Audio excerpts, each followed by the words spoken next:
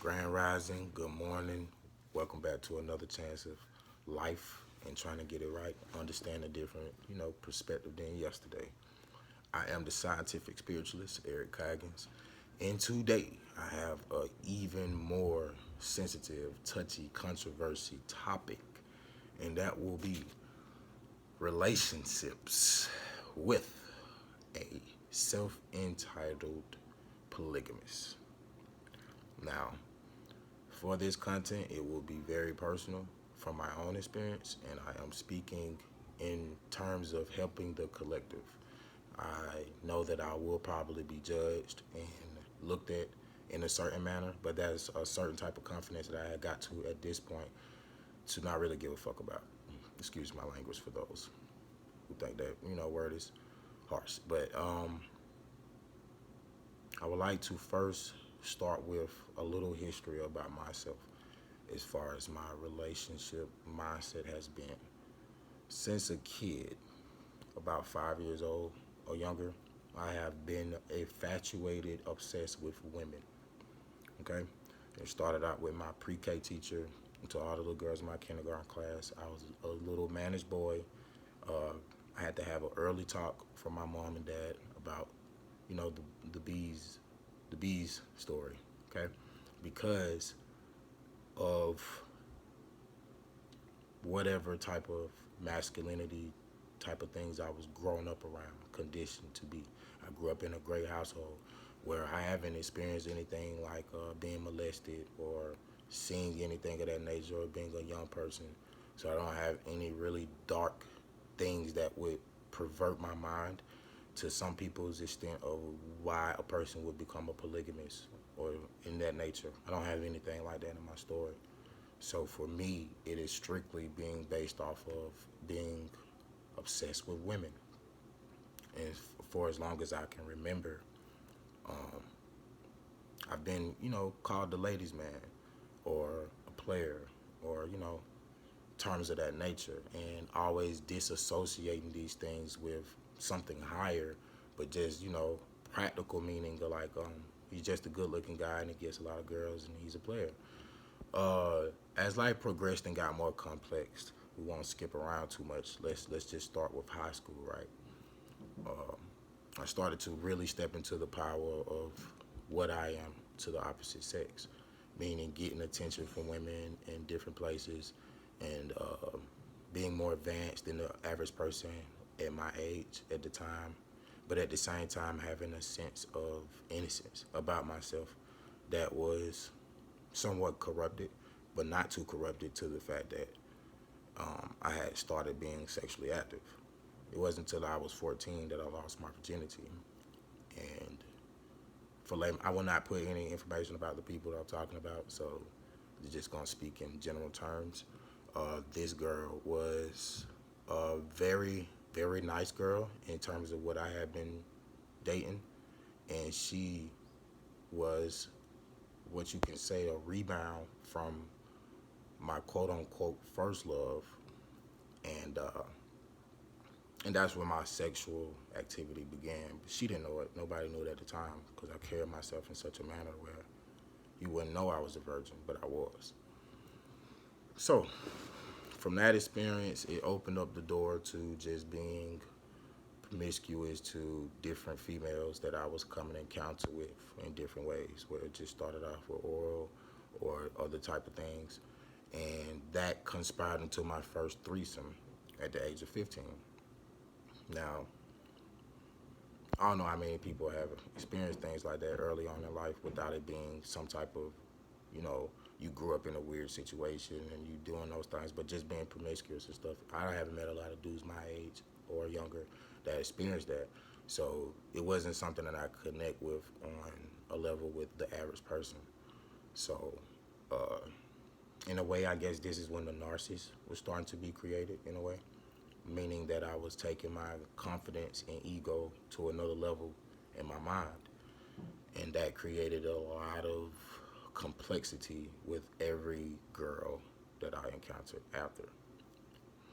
And for a long time, I was lost in this mindset, as you could call immature, childish.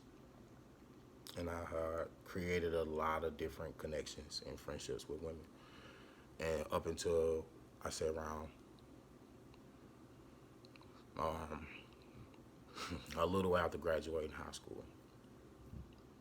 So it wasn't until I met my first, I guess you can say, spiritually connected encounter with my baby mother, and that perception changed how I seen myself as a polygamist, because this was now the first time I have met a person who also shared the idea of being with multiple people at once while still with each other. And when I say multiple people, another girl, because she was bisexual. So the idea was not so much something we were forcing on each other. It was already in our nature to be as such. And so we started to focus less on that we were like this, and it started to make us recognize more about each other, which is when, I guess you can say, a monogamous type of fling occurred, and the attention to who she was, vice versa, was what we started to really look upon, such as not only the physical attraction, but the mental attraction and the spiritual awareness that we both had at our younger age at the time.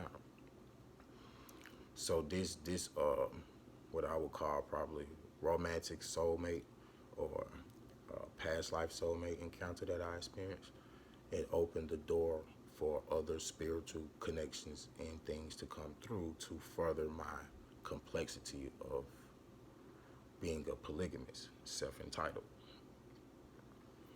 I met my soulmate soul partner, while I was with my romantic soulmate and my past life soulmate. And, well, let me back up for a moment. There are 12 type of soul connections, okay? 12. And a soul connection is when two people feel they are, I guess you can say, linked on a soul level in a significant or an extraordinary way. And what this means is, like, you can come across somebody, whether you're working with them or, it's just some family member or something like that, and then y'all kind of have this larger than life reasoning for understanding why y'all came across each other's lives. And I don't know how many people are influenced or had that happen before in their life, but when you do have those moments, it can be very eye-opening to what you thought you knew about love or what you knew about yourself and the person that you are in love. So in my particular story, let's just say, to try to condense the complexity of the issue, that I was able to encounter multiple spiritual connections at the same time within the same time frame. So this can cause a lot of energy, a lot of confusion, a lot of complexity on the surface level of what can be perceived as a chaotic situation, right?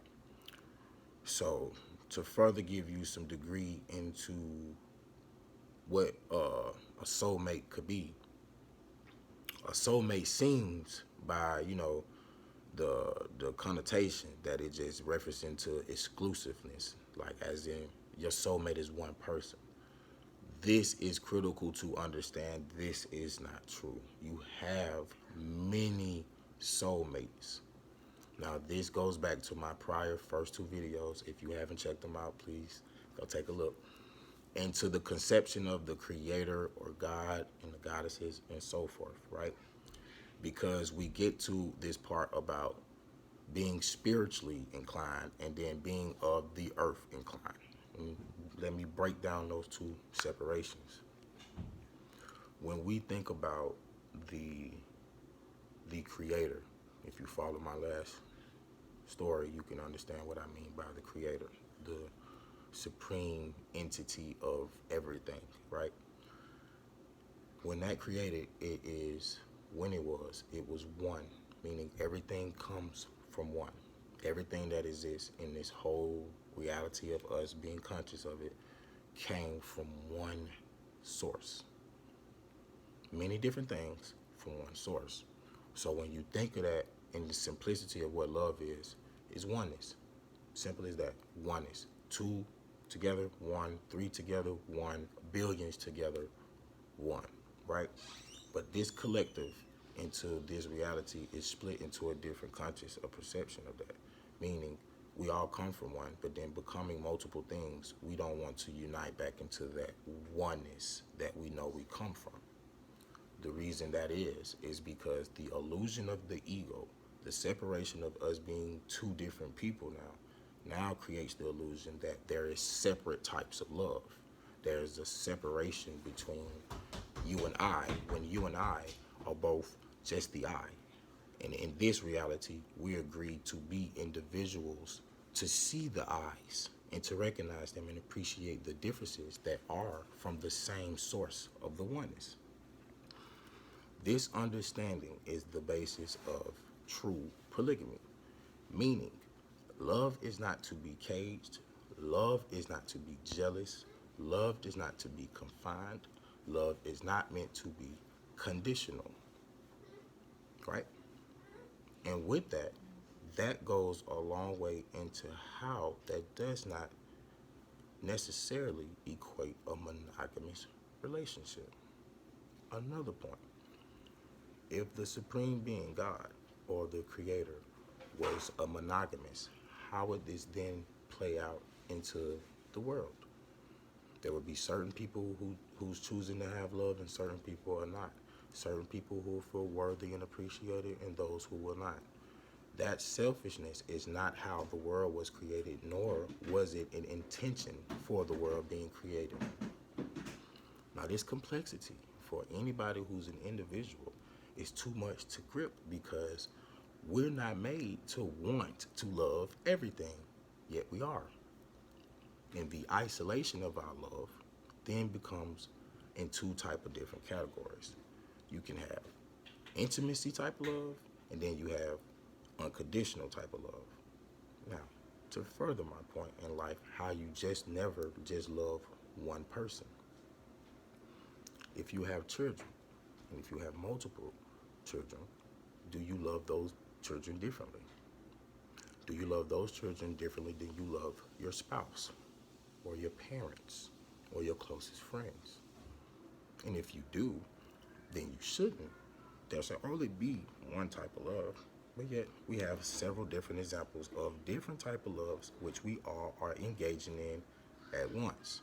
The only difference being there's one type of love to where you're fucking and the other you're not. Which one is defined as the true love? You guessed it, they both are. So then, what does that mean? Does that mean that love itself is isolated to just one partner? No, it doesn't, because it's not even monogamous in that situation. So leaving it into that context and taking it into a relationship context, if you have two people that agree that they are in a committed relationship with each other and only each other, then they create the bond of becoming one. Simple as that. If you have three people who commit to each other on the connection of connecting to each other in agreement with no jealous, no misunderstanding, no separation of love, then you have polygamy. Both reasonable, both logical, and both possible. Both come with their limits, both come with their problems. Neither is exempt from the other. So to say one is more practical and reasonable than the other would be a lie, because there are examples of monogamy working and there are examples of polygamy working. The difference is the set of people who practices them. Now, what does this have to do with being me or you, the person watching this video? Well, let's see. How many people in your life have you encountered or dated? How many zodiac signs or different, I guess you could say, soul connections have you experienced in your life? Were they all bad? Did they all end in hate? Are you still cool with some of them? Do you still call and think about them from time to time? These questions we all know the answer to. Now, let's take why these things are and why we have such a problem with understanding how we all can be encountered on different levels of spirituality within this so-called physical plane. For instance, in my, personal situation, I have caused a lot of hurt due to me not knowing who I am as a person, as a soul, and trying to conform to an idea or a conception that I feel like I need to be doing to either please someone or to please myself from not loving who I am truly. Now,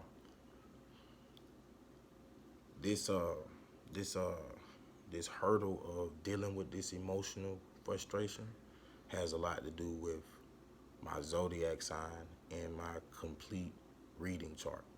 Well, by that I mean my astrology. And so it wasn't until I looked up my astrology with my full birthday, the time, and those type of stuff to get the accurate description of my personalities. Okay, and I'm a double Gemini. If you know what that means, it's pretty much double the trouble, right?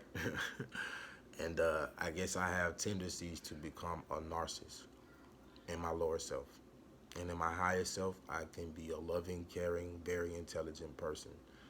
And those two lights are the basis to make up my personality. It can be extremely loving or it can be extremely dark. And by dark, I mean egotistical to the demon or the lower self that resides in each one of us, but more so in me and being aware of it because I'm a double Gemini in my mental. So there is a lot of confrontation with my ego, my soul self, and then the perceived self within myself. And to people that can come off as bipolar, it can come off as schizophrenia, it can come off to a lot of mental disorders. But for me, it's a matter of understanding my spiritual, mental, and physical makeups that all intertwine into this complex being that's coming in front of you from right now. And taking this and applying the work into my daily life, into my relationships that I have to take accountability for with the people that know who they are, and being transparent about my flaws, my shortcomings, and my toxic masculinity has played a part into me becoming the person that I am today, to understand that there is a part of me that needs to be recognized and atoned for in the sense that it helps someone else, not just for me. So this someone else could be another man going through this. It could be a woman wanting to be with a person she thinks she wants. It could be a woman trapped in a situation she wants to be out of. It can be a person who's trying to better themselves from not loving who they are. The transparency of this video is to show people that the fucked up you is also the real you. The good you is also the good you, right? It's also the real you. So then you don't have to pick and choose when you want to be either of those people. You have to find the person that loves and understands that, and in some way mirrors those things to help both of you recognize who you are truly and to grow from that point. You get what I'm saying? Like coming from the bottom of the bottom, coming from being someone you couldn't look into the mirror and feel good about who you are because of this two-sided nature you may embody. And you don't have many places to go to express this. You can go to therapy, you can go to church, you can go to whatever spiritual outlet you want. At the same time, those places will judge you for you being honest and transparent about your darkness that each one of us have. So when we don't express the darkness, when we don't see or look for the darkness beforehand, when we want to only come into situations getting this perceived image or this falsified image of this person to which we all know we're going to find out sooner or later isn't the real them, we can save ourselves a lot of hurt and lessons that we could better utilize and put that energy into relationships we recognize for what they are. Now, that's not to say that I have anything bad to say about people that didn't serve me into what I thought I needed to be getting from them at the time. And I hope they will feel the same about me. What it does is teach you that every relationship, every encounter, everything you do in life is not just about one thing, they're all related. So the person I am on this camera and off the camera matters to the extent of the message I'm bringing to people. You can only feel this if I'm coming from the heart, if I'm coming from a place that most people can come from, because I'm being transparent. And this is another fear that people have, including myself. Who wants to sit on the camera and expose who they are for the world to judge, to make fun of, but at the same time, have no more excuses for who they are inside. Have no more excuses to point the finger to say he or she hurt me.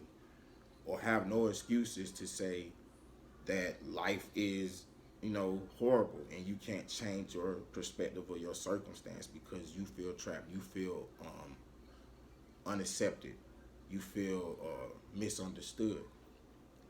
I'm here to be the example that we have to make people understand us by just being us. Whether that's loved, hated, misunderstood, it doesn't matter. If I'm happy, if I feel like I'm serving my purpose, then I cannot change the way I am. What I can change is how I hurt others, how I use my energy, my knowledge, my persuasiveness, my narcissist for better and not for my own selfish goods. So then again, when I come back to this polygamous situation and topic, it automatically scares a lot of women. And for most matters, it probably scares a lot of dudes too, because it just does not make logical sense. But this matter is not only in logic. This matter is spiritually motivated, it is mentally motivated, and it is certainly emotionally motivated. When you have these three phases, these three supreme type of connections lined up, it starts to open up chakras alignment. It starts to do a lot of healing for shadow work with generational curses. It starts to reveal the things about yourself you didn't know existed. And it starts to better align with who you are and what you can start to embody and let go of. One of my biggest things is that I have a detachment issue. So I love really hard, and I have a hard time letting go of what I love. And this is usually most Geminis. But in my case, it's pretty extreme. Like, I don't like to lose friendships. I don't like to break up on bad terms. So a lot of times this can be perceived as holding on to past situations, or it can be perceived as being controlling and never wanting to let go. And both ways can be right in ways. But in my defense, I have to say I give options to people. My only thing I can do is be transparent about who I am, about my demons, about my darkness, and let people decide what they want to do with that from there. Does it make it right? No. Does it make it wrong? Hell no, not to me, because of the transparency a person gets into. And it's not to say I'm being a polygamist means I get to fuck any woman I want. I get to flirt with any woman I want, and then I control my woman, although it's perceived that way. No. What it is a union and commitment of the mind, the soul, and the body to know that we're flawed, to know that we're demons, to know that we're also gods, and that we're balancing and fighting those energies to become one. That is not easy. That's not easy in a monogamous situation, and it's damn sure not easy with multiple women. Now, do I have a certain degree of how I put a number on the wives I would want to have? Sure. But that also goes back to me trying to make an image of what I would want in life, like most of us do. We all want to be married in some extent with the perfect wife, with this image or husband, and we got the look of what they look like, and the kids, the house, the whole life. That is you manifesting what you want in life, literally. And nobody can take that away from you. But when someone does it in a different manner, you're quick to judge that or say how that couldn't be you, or, you know, that guy isn't happy with himself or whatever that comes with the stigma of it. Let's really look at what it means to be in that situation. You have to first sacrifice a lot of who you are. There's a lot of emotional turmoil coming with dealing then with just more than yourself when you're already a handful to deal with. Then you have the expectations of both of them having to be, or however many, being taken care of financially. Then they have children with or without you, prior relationships. You have to step in and manage that situation. You have to be there emotionally. You have to be there mentally. You have to also not be about sex. It's nothing about sex, because anybody can fuck anybody they want.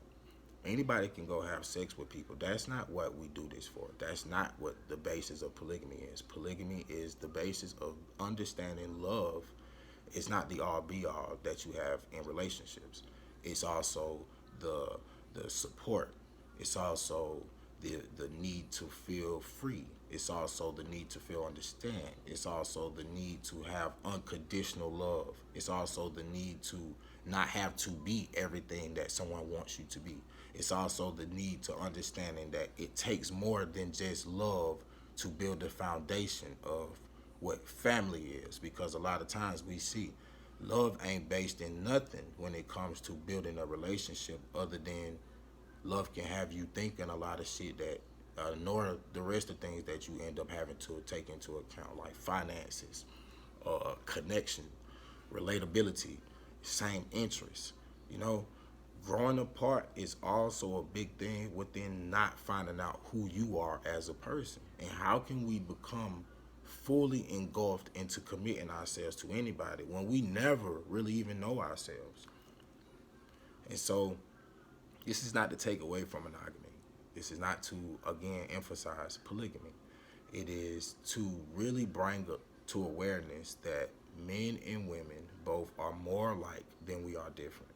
And where we are different, we owe it to each other to sit down and really dig deep in why we feel that we are so different and what makes us different in our core, to come to a better understanding.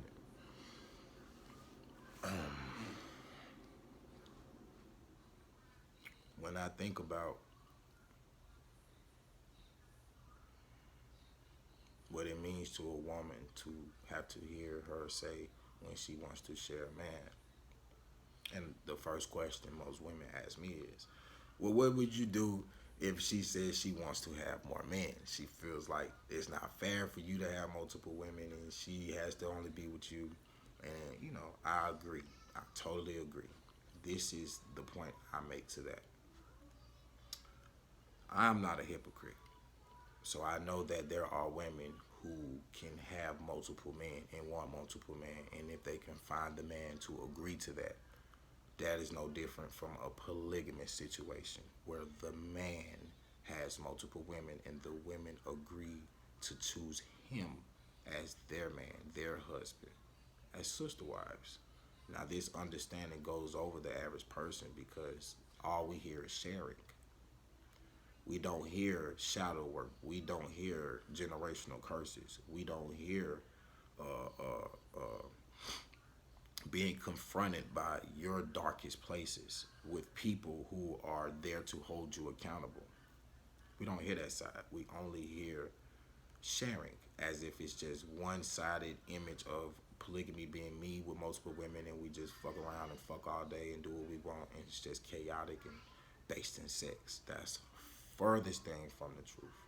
It's actually based in a lot more spiritual connection, a lot more mental and heartfelt connection that has a lot to do with soul ties.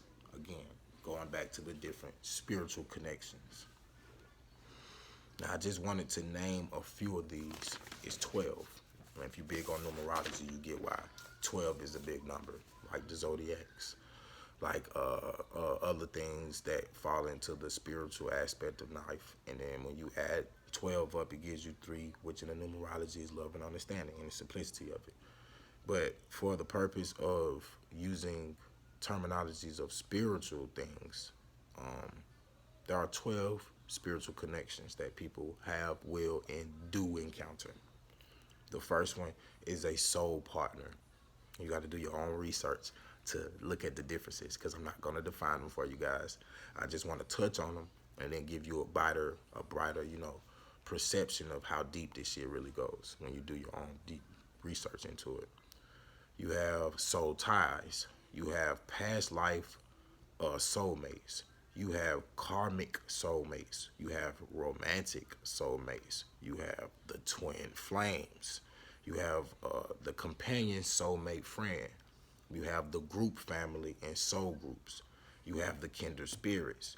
You have soul contracts, soul teachers, and soul crossings. All of these different connections play in your everyday life, in your everyday relationships, whether you are truthful to them, whether you are aware of them or not, they're there. And there are people who are aware of these spiritual connections and they operate in connecting them. This can be perceived as a polygamist in a spiritual sense. On the physical sense, it can be called a number of names. And people have created darkness around this type of connection to adequately give people that reason to connotate those type of names with it, such as a pimp or a controlling narcissist and all these other negative charged words that are even in the same sense a pastor, a congregation that usually is women influenced or led by a man. And that same man has the same characteristics and traits as the so-called pimp, leading women mentally. Mentally. So again, the connections between men and women going back from generations to ancient times, being masculine and feminine divine energies, whether it be emotional and intellect meeting each other, whether it be testosterone meeting the woman, this type of basis of connection of a setting of a man and women has always been around, even in the sense of turning into astrology, right? If we take the sun for representing man, if we will, for an example, and the planets like such as Earth, Mars, Jupiter as the females, we can then see a sense of a polygamy type of reunion, romantic type of relationship between the celestial bodies. The sun being the distant man and the planets being the wives of that sun in this union of life that only we understand, the beings that live in it, and its complexity, meaning the sun can't come too close to those planets or it will burn them up. Can't be too far or it freeze them up. But just at the right distance, the sun gives love, light, and life. And at the same distance, we can look at it in terms of what does the planets give the sun then? The sun can be just one big giant life giver and just have nothing to appreciate it or it sees itself. But then we have to look at it from a different perception. The sun gets its love and its fulfillment from playing its role to the planets. Meaning he needs them to be in awe of himself just as much as they need him to have life. So even in this union of understanding polygamy in this sense, it's not sexually based. It's a relationship understanding, a business, a structure, a foundation. Understanding that puts in context of how ancient times this polygamy system existed in our culture. How monogamy then came about as a political tool. These things are not mentioned in the form of everyday life anymore because it's all based in the quote-unquote connotations of love. Again, I don't want to sound like the Darth Vader or trying to kill monogamy because I'm not. What I'm trying to do is bring awareness that monogamy itself has not been something that people can just say is the way to be. Just as you can probably argue polygamy is not the way to be. We have to come to an understanding that we must agree that love, it should be unconditional, not conditional. And to justify that love should be conditional in certain stances and not in others is a contradiction to life itself. Check me out on my next episode. Thank y'all for tuning in. I hope you learned something.